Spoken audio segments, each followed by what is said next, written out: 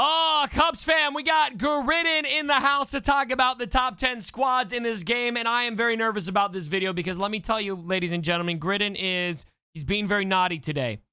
He's saying weird words.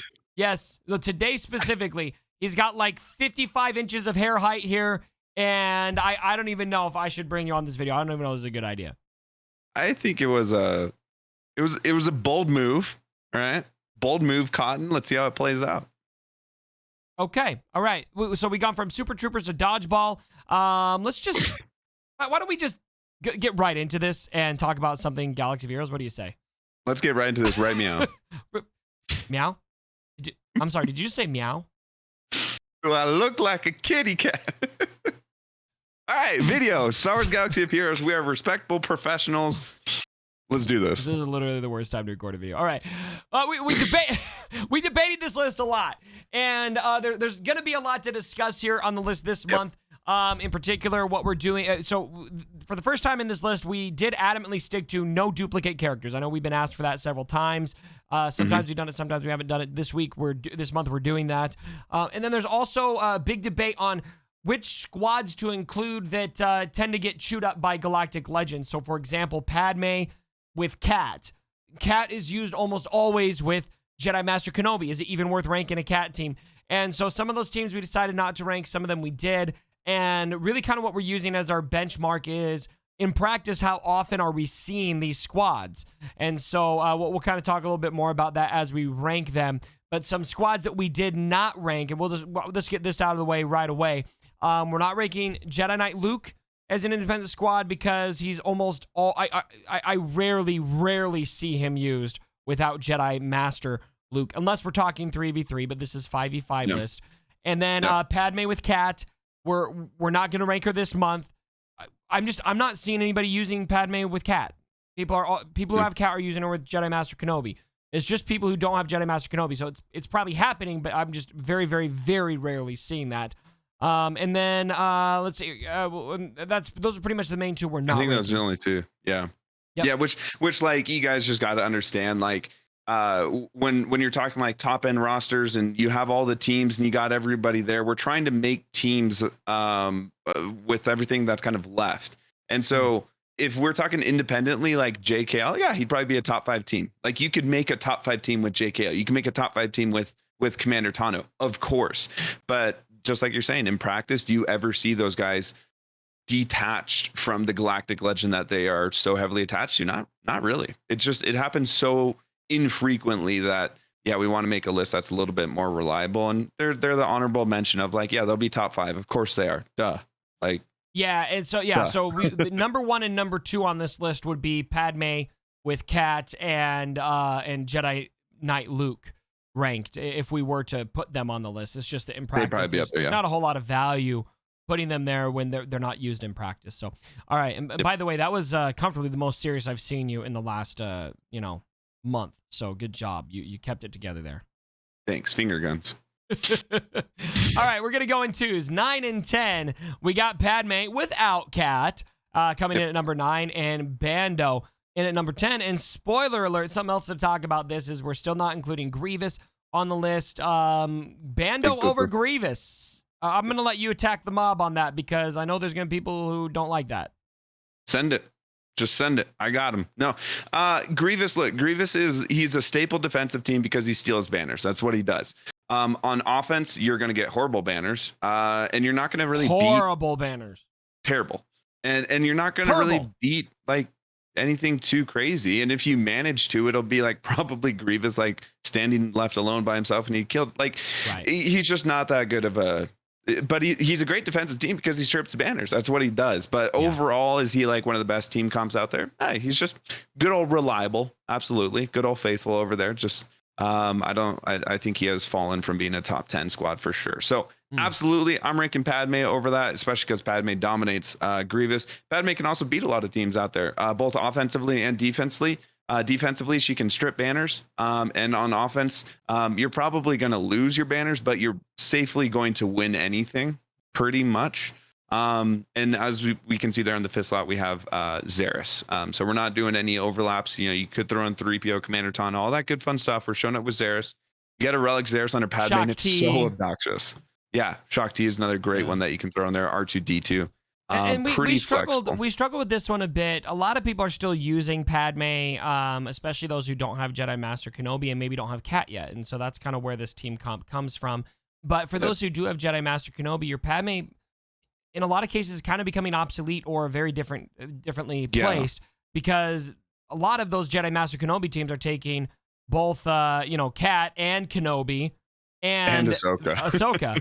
And so, I just want to call that out. That Padme right now, and a lot of these teams get a little bit tricky to rank because of how they're used in practice and what GLs are usurping what from the normal list. So, all right, we're going to go 7 and 8 here. We got JTR at 7 and Bounty Hunters in at number 8. Let's talk a little bit about that.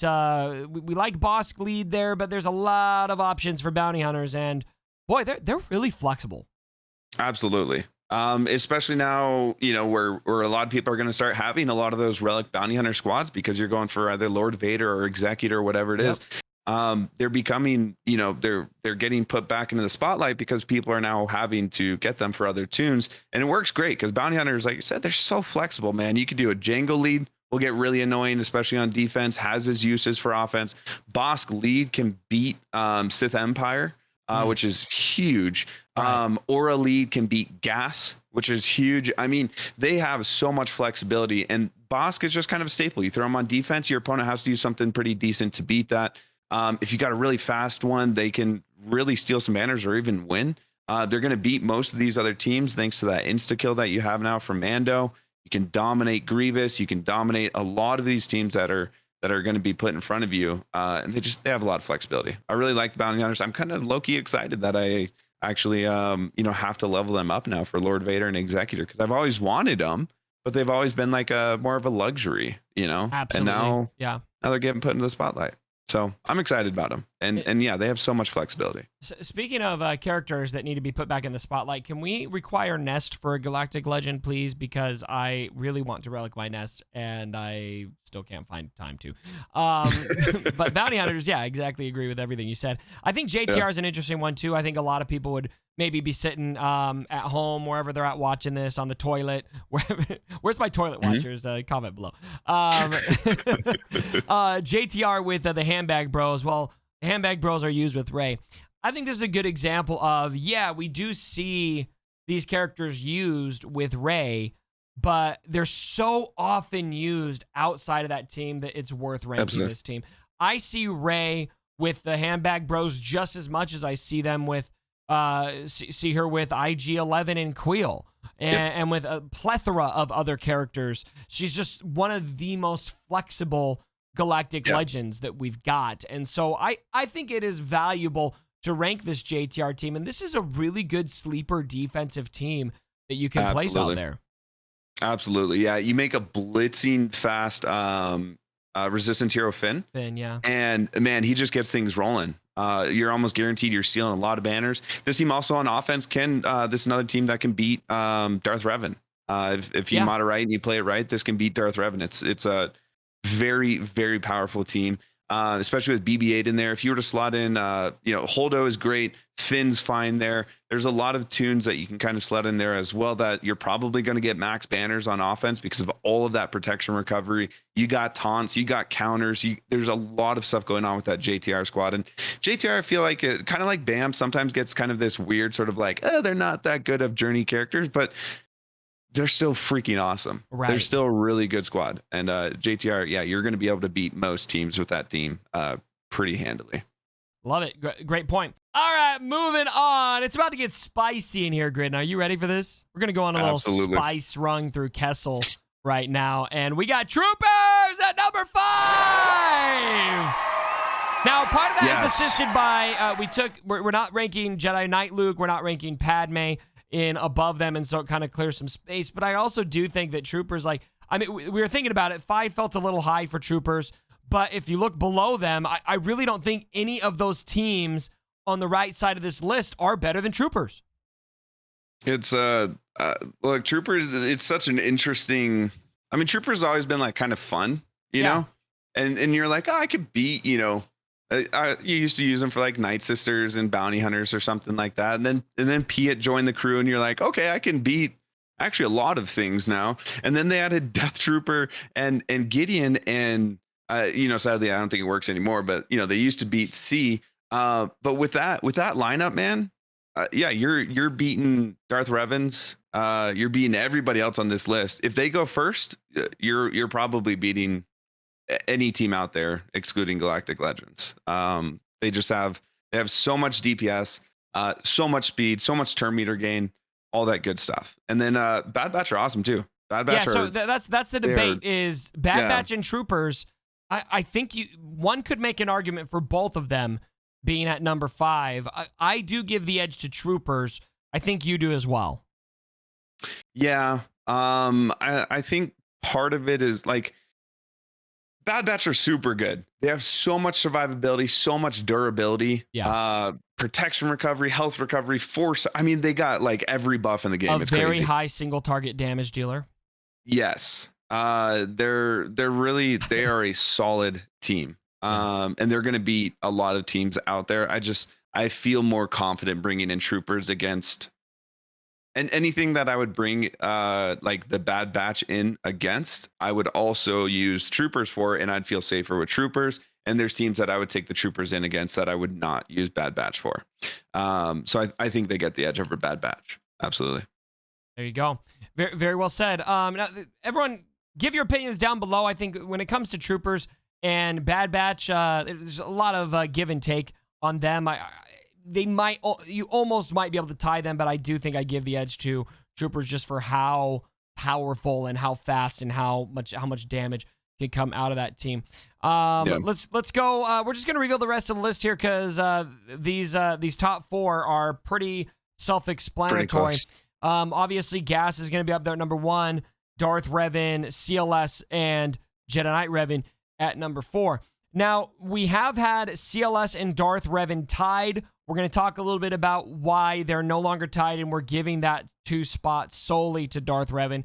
And then for Gas, I think it's important to note a lot of people will say, well, Gas is always used with Jedi Knight or Jedi Master Kenobi. And I do see Gas with a lot of Jedi Master Kenobi teams, so I think it's a good point.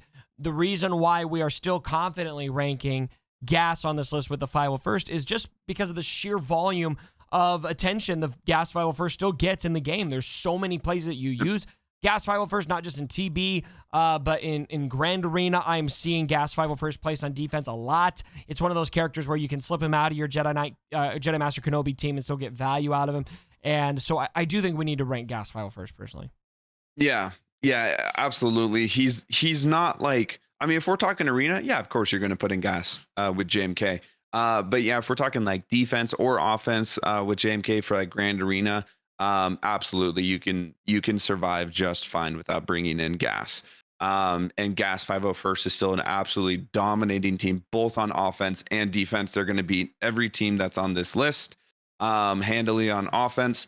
His buff / nerf obviously affected that team, but really kind of made him better with 501st. A worse individual tune, a better 501st lead team tune, and he's just so stinking good. Absolutely, I use him on defense all the time. I use him on offense. He can now actually rival Ray. The whole kind of change to his kit allowed him to beat some Ray teams. JMK without Commander Tano. Gas can handle that as well, which is pretty sweet. Just a super, super good and pretty versatile tune and team.